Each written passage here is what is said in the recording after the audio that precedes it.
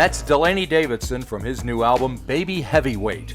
And here is Delaney now to tell us how going to Switzerland inspired this very New Zealand sounding record.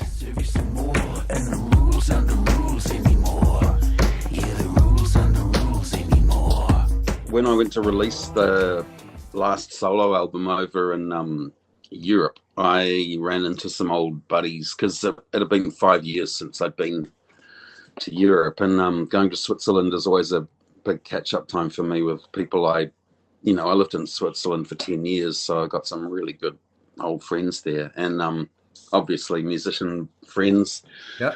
So because it had been 5 years, I'd sort of planned time to catch up with them and spend some time working, writing and stuff like that. And a lot of the earlier, like Tumbleweed, Up and Away, Baby Heavyweight, those songs all kind of were written hanging out with those friends and just being in a different place and having a different way to work. So I guess that kicked off the album in a really different direction. And then I just kept kind of writing songs, and then I'd always had this idea of the fall of Lucifer that I really wanted to weave into a story, a musical story. So having this concept of somebody coming to terms with traumatic events of the past, and the whole idea of recontextualizing your own story to find a way to move forward, so you're not stuck in these events. You're able to move on in your life, right? So I kind of like that theme as well. So I used this classic tale we know, everybody knows. It's in most of our mythologies, some fall of Lucifer, some kind of fall from grace, and then we all have these events in our lives too. So I really wanted to find a way to use this quite epic tale to portray some everyday stuff and make it quite relatable. So I guess the rest of the songs came as moments in that journey. So Hello Heartache, for example, being this moment where Lucifer really he stops running and he looks at it and he admits that he's got this deep kind of pain, and how is he gonna find a way to disconnect from it and say goodbye. Heartache, you keep that clock moving slow. You don't want to leave, and I don't want you to go. Maybe I will see by the time that you come back to me. I could be better company.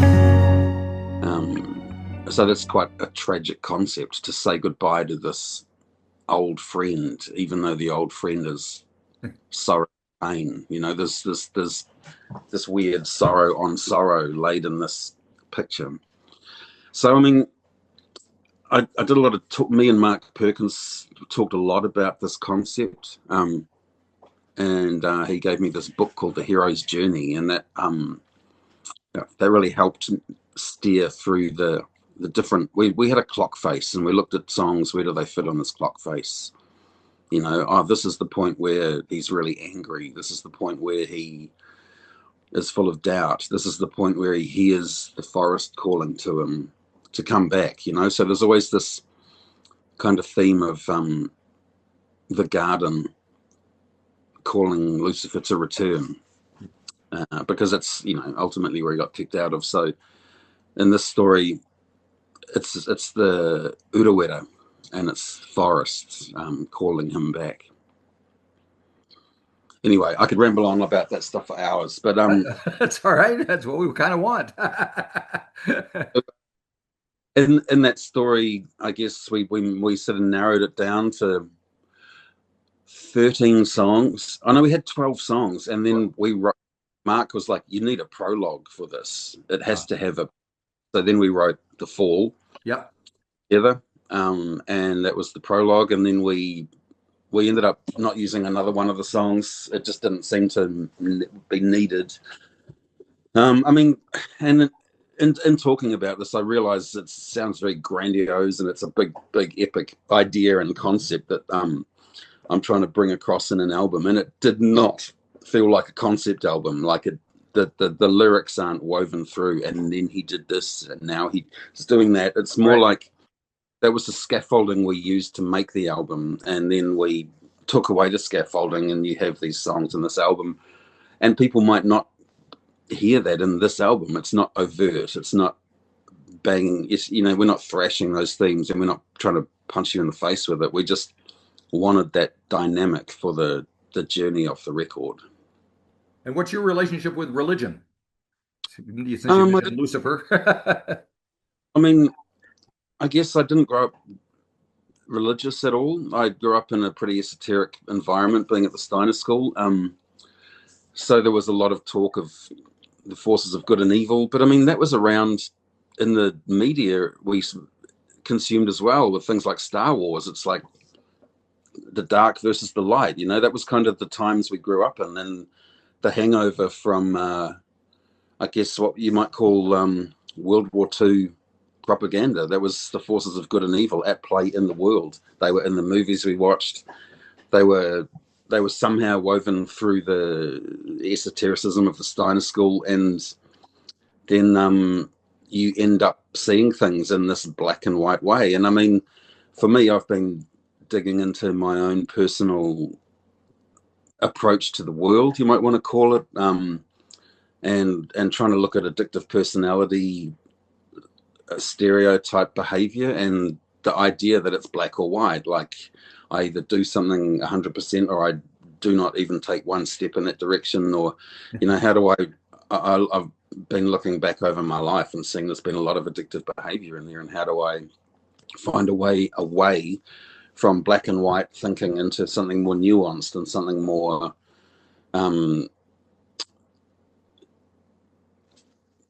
more something with more steps in the process, if you know what I mean. So it's not either off. There's a lot of possibilities, and sometimes it's just watching without even making a decision of being on or off, and feeling okay to not have to make a decision. Is it on? Is it off?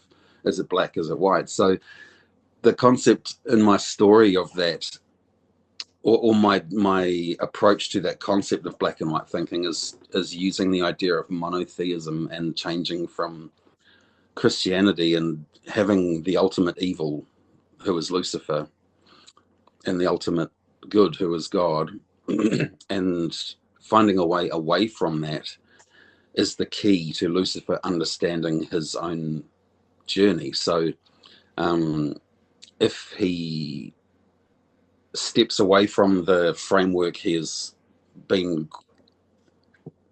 a big part of and has been conditioned to think in, and he moves to pantheism, which is something we are all starting to look more and more at, it feels like, with indigenous thinking and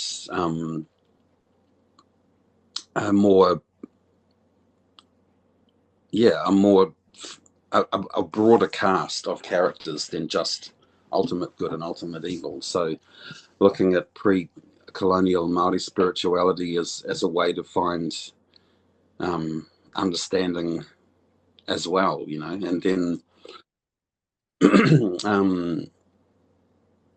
so Lucifer is moving away from this old framework of black and white and moving towards something much more colorful and much more balanced and much more accepting, ultimately, of the deeds he has done in his past as not fitting into that good or bad framework, but as being validated and having a reason why they might have happened, and a reason why he might feel like this, and that might explain why he behaved like that, and that might help him disentangle from that those events that led him to this way of behaving. Gotcha. Now, I noticed in the press material that I got along with the record and all that stuff. There's a quote line in there that says you're not commercially driven. So I don't know if that's true or not, but if it's not, or if it is true, what does drive you? This is like your 11th. You've been making music for a long time and all sorts of bits and pieces and a lot of it. What keeps you going? The learning.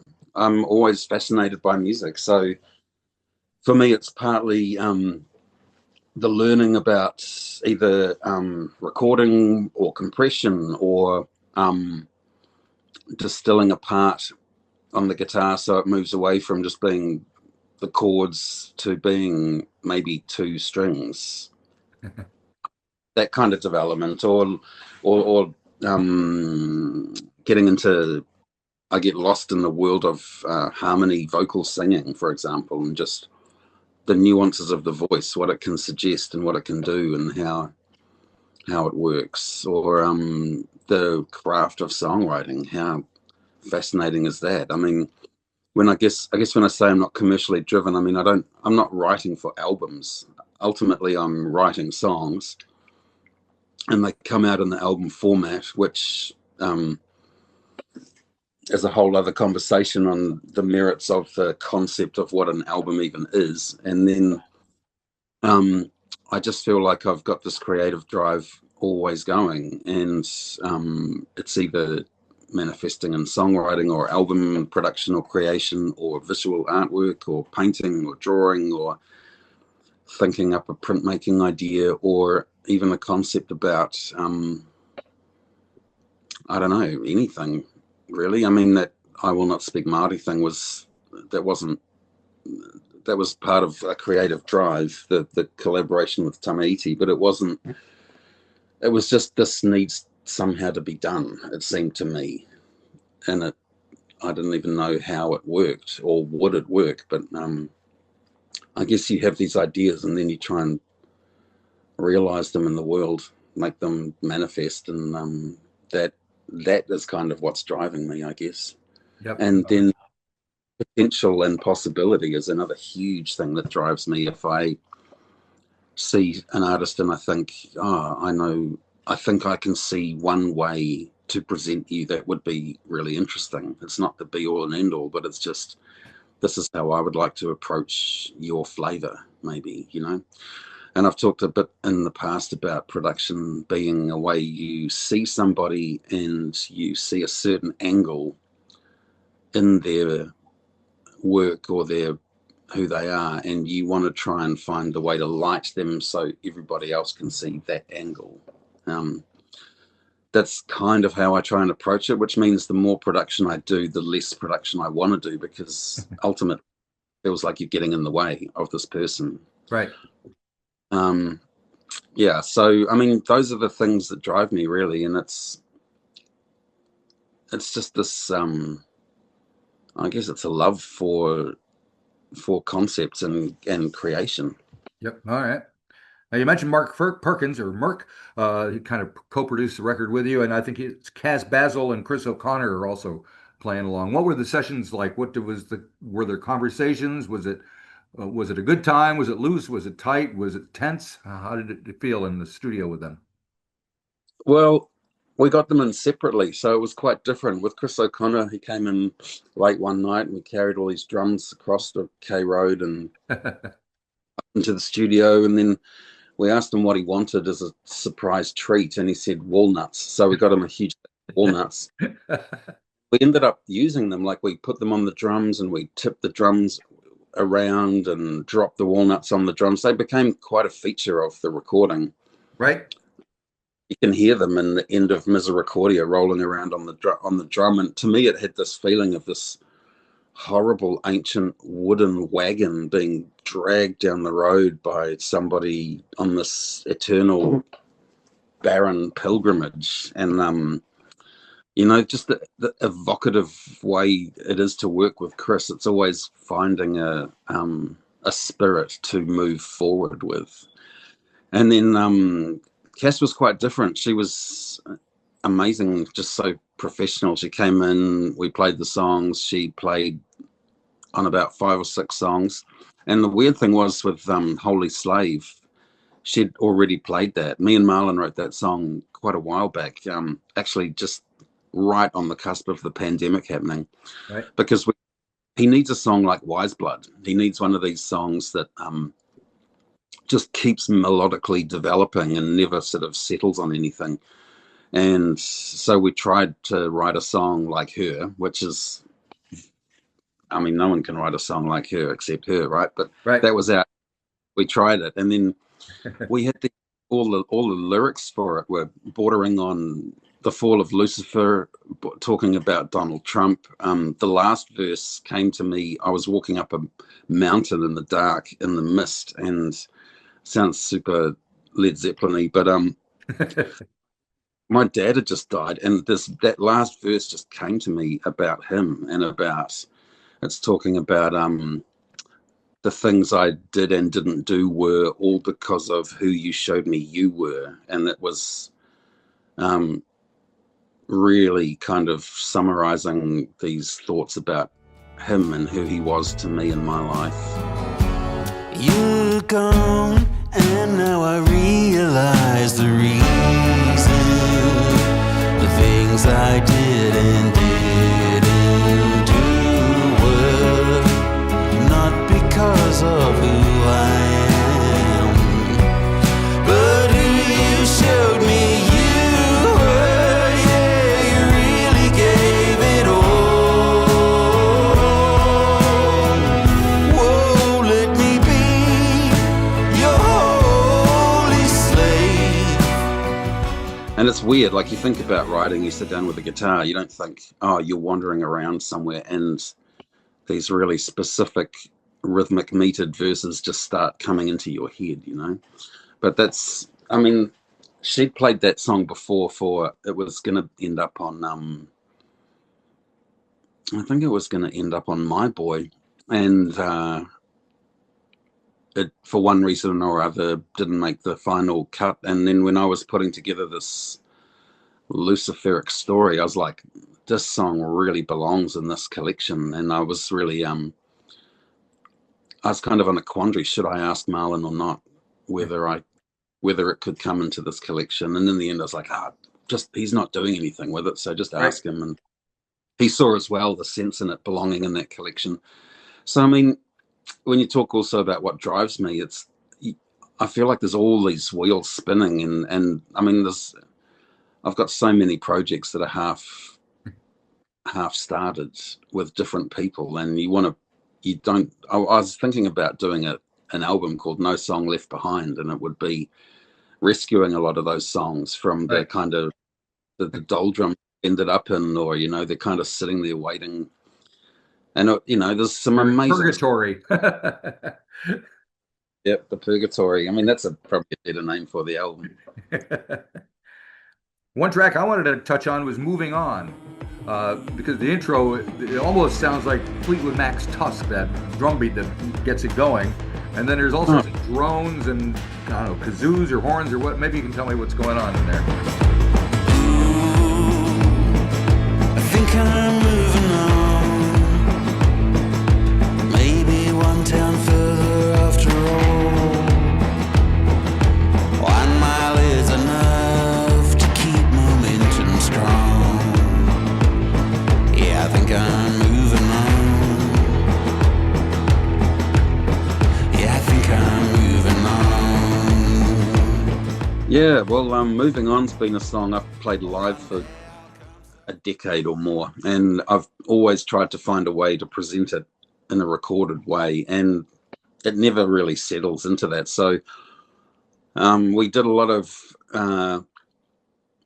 we played loops, we played drums, we played all sorts of stuff to try and get that song to settle into some less restless format than it is live. But yeah, we got Ruben Derrick, we got Pablo Ruiz Henao, we got I think that was all, and then the rest was me and Mark just kind of cobbling it together. And I mean, we had a mic. We were doing it in John O'Pearce's studio on K Road, and there's he's got a mic in like a air conditioning duct that just sounds muffled, and that ended up becoming quite a big part of the sound. Right. Chris O'Connor turned up and started adding those kind of train bells in, and yeah, it was really it was amazing. I don't know. You get these moments in the studio, like late at night on K Road, creating a world like that, and somehow it just feels so kind of feels fitting, and it kind of feels like an adventure. It feels like a really special time. You remember some of those moments stronger than you remember the song, even, Right, you right. remember the feeling in the room or the excitement. Well, there's quite a bit of talk about K Road these days because Neck of the Woods, the venue may be closing, and Verona, the bar, is just closed down, and people are struggling to stay, afloat. Are you concerned that places like that are in danger? Yeah, I mean, of course. And I used to work in Verona when I was a man, and I worked in the kitchen there. And I just remember K Road's always had this amazing flavor, and it's a special place, like traditionally as well. It's always been a center where people have gathered, and part of me can't help feeling cynical about I was hoping the railway station addition there would help a lot of those businesses and give them some intense foot traffic Right, out. That would become a real place, and potentially could even almost become a pedestrian mall right. full of venues and cafes and exciting places. But I guess with my cynicism on urban development, it seems like there would be people very happy to have all these little mom and pop businesses like that disappear to make way for. I mean, it was shocking for me to see a Tesla showroom on K Road a few years back. Right.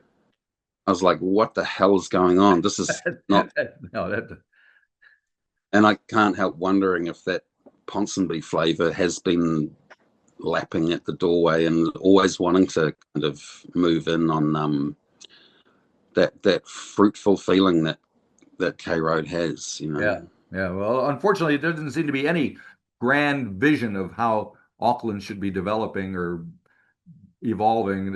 It just seems to be putting band-aids on certain places and hoping for the best and standing back and letting money really rule the thing ultimately. So, Yeah, but well, that's an way that things go anyway, right? it The is. It money, does seem that way, sadly.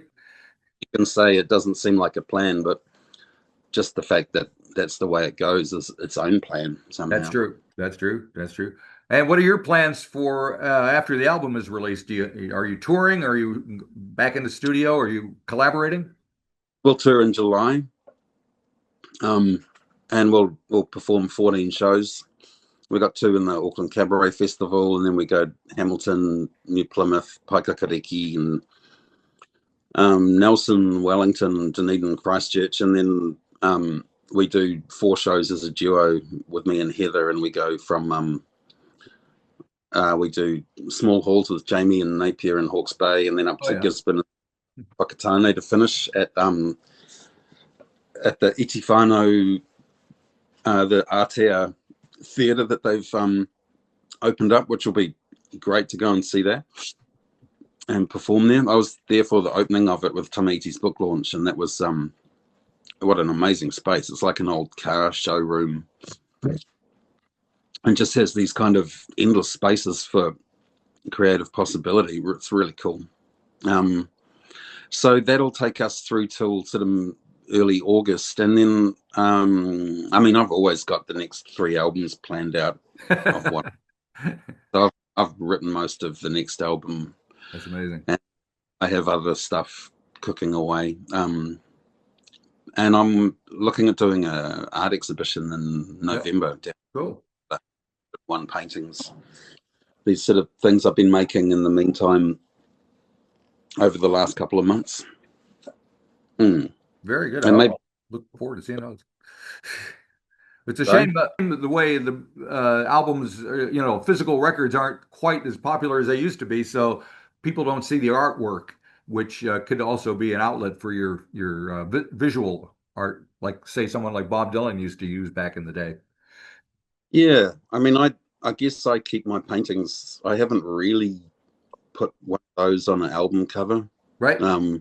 People often say, "Oh, what are you going to paint the album cover?" And I'm like, "Nope."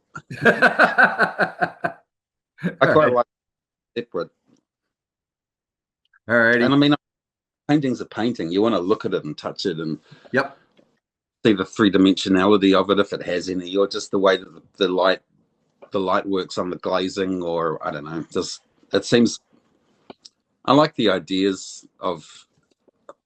Sometimes I see a painting on an album, and I'm like, "Oh, that's fucking great." But and I've definitely think about other artists painting album covers for me, but I don't know. I never really seem to think about painting my own album cover. All right. Well, there's plenty of time for all of that. Just Probably. like you say, you got 3 albums in the can already or in the works, so it sounds like there's lots to look forward to. Yeah, there's always lots to look forward to. All right. We'll be looking forward to your show when you play up here in Auckland. That'll be very cool. If you enjoyed this episode of the 13th Floor's Music Talk series, please be sure to subscribe to the website or to the YouTube channel. Follow us on Facebook or Instagram and wherever you find your podcasts. There's a whole lot more to discover.